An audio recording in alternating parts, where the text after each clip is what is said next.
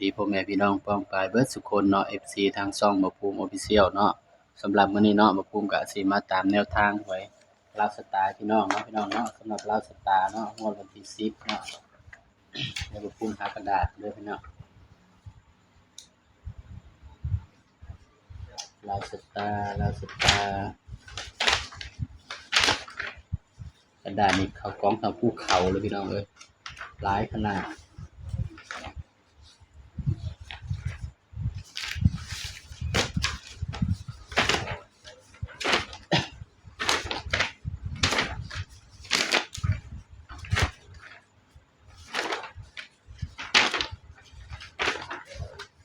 เอ้าไปไสแล้วบัดนี้ลาวสตาร์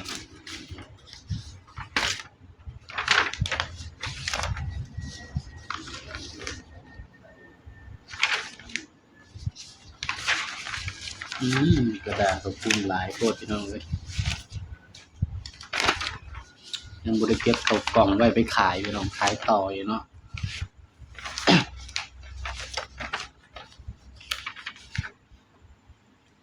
น้อยก้าวพัฒนา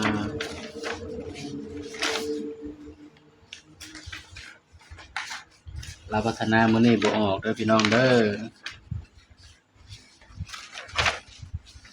นี่หาเจอแล้วโอ้ยก็สิหาได้เนาะพี่น้อง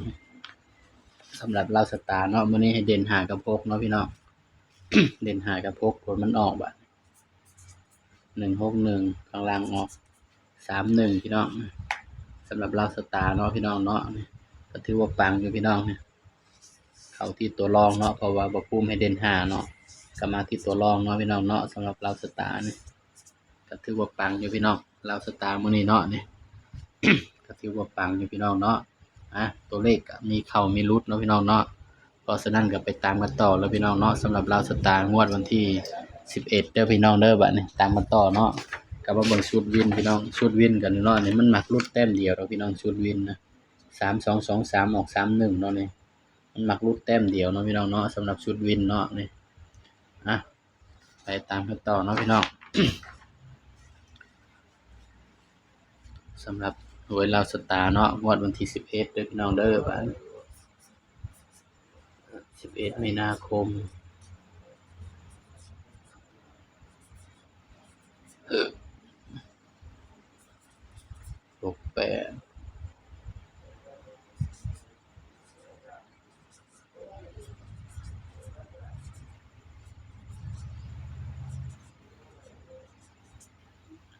หวยลาวสตาร์เนาะพี่น้องนี่ย้ำว่าตัวเลขก็เป็นเพียงแนวทางเด้อพี่น้องเด้อนี่มักก็ตามเนาะบ่มักก็เลื่อนผ่านเนาะพี่น้องบ่ภูมิก็ให้เพื่อเป็นแนวทางเท่านั้นเนาะพี่น้องเอ้าปากกาบ่ภูมิคือเขียนไปจังซั่นล่ะบาดนี้โอ้ยพี่น้องไอ้ปันก็ดีใจนำเนาะพี่น้องเนาะพอได้ค่ากับข้าวปลาทูเนาะพี่น้อง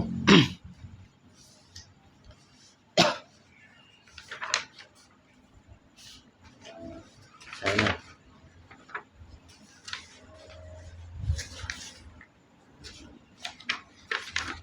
มาเบิ่งนำกันเนาะปันสำหรับตัวเด่นเบอร์อื่นเนาะ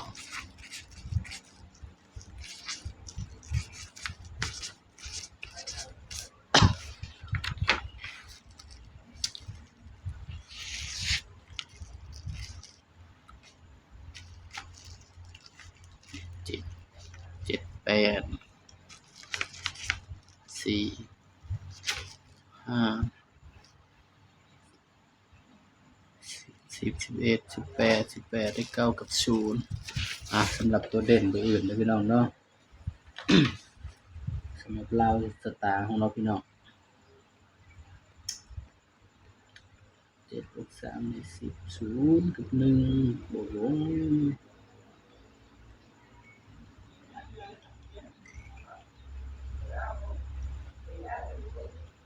4 5 11 18 18ได้9กับ0 9กับ0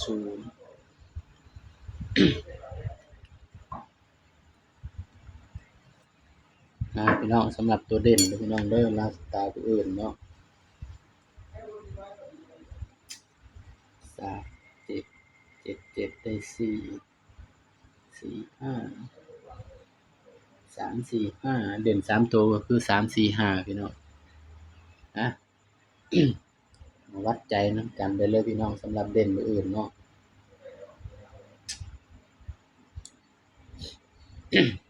เด่น6 1 6พี่น้องเด่น7กับ8เด้อพี่น้องเด้อนี่สำหรับลาวสตาร์มื้ออื่นเนาะนี่ให้เด่น7กับ8พี่น้องนี่สำหรับลาวสตาร์เนาะพี่น้องเนาะเด่น7กับ8เนาะนี่ ตัวเลขก็เป็นเพียงแนวทางเด้อพี่น้องเด้อนี่เด่น7กับ8เนาะนี่ให้เด่นไปที่7กับ8มันมือชุดวินเนาะ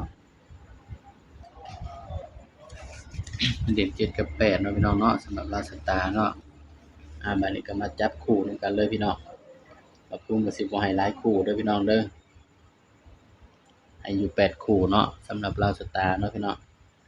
บางเทื่อบ่ปรุงเจาะให้มันก็บ่มาเด้อพี่น้อง71 73 71 73 76 79 81 83 86 89นี่เด้อพี่น้องสำหรับแนวทางลาวสตาร์เนาะพี่น้องเนาะ ชุด3ตัวพี่น้องนี่งงบ่พี่น้อง842ครับอันเนี้ยนี่คือชุด3ตัวเนาะสำหรับตัวเด่นเนาะพี่น้องเนาะ บ่าวงสิเจาะให้เนาะสำหรับตัวเด่นหมักไปที่8นี่พี่น้องเนาะบ่กุมให้เด่นไปที่7เนาะมื้ออื่นนี่พี่น้องอันนี้คือตัวบ่กุมหมักเด้อพี่น้องเด้อนี่ที่บ่กุมเจาะให้คือบ่กุมหมักเนาะนี่ก็หมักอยู่4คู่เนาะพี่น้องเนาะสำหรับลาวสตาร์เฮาเนาะพี่น้อง หมักอยู่4คู่พี่น้องสำหรับชุดวินเนาะชุดวิน8 8บวก3ได้1 1 4 5 6ชุดวินก็คือ1 4 5 6เด้อพี่น้องเด้อนี่1 4 5 6นี่เนาะพี่น้องก็ไปจับคู่เด้อพี่น้องเด้อนี่สำหรับชุดวินเนาะแต่ว่าบ่กุมบ่ได้จับให้เด้อพี่น้องเด้อนี่ไปเบิ่งชุดงบน้อยเนาะบัดนี้สำหรับงบน้อยเนาะพี่น้องเนาะ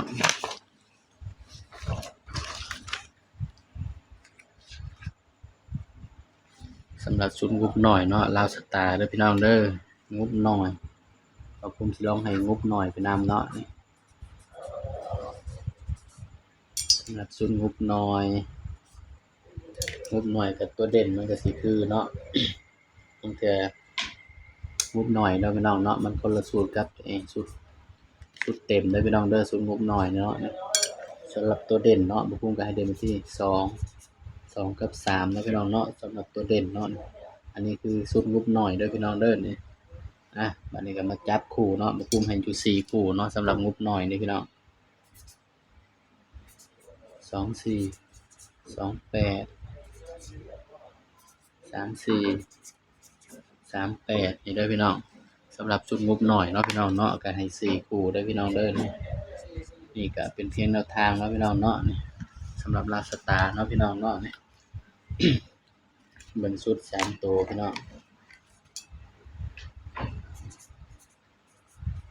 824 823นี่เด้อพี่น้องสำหรับคลิปนี้เนาะบ่คุ้มก็ฝากพี่น้องกดไลค์กดแชร์กดติดตามช่องบ่คุ้ม Official ให้ด้วยพี่น้องเด้อสบายดีครับ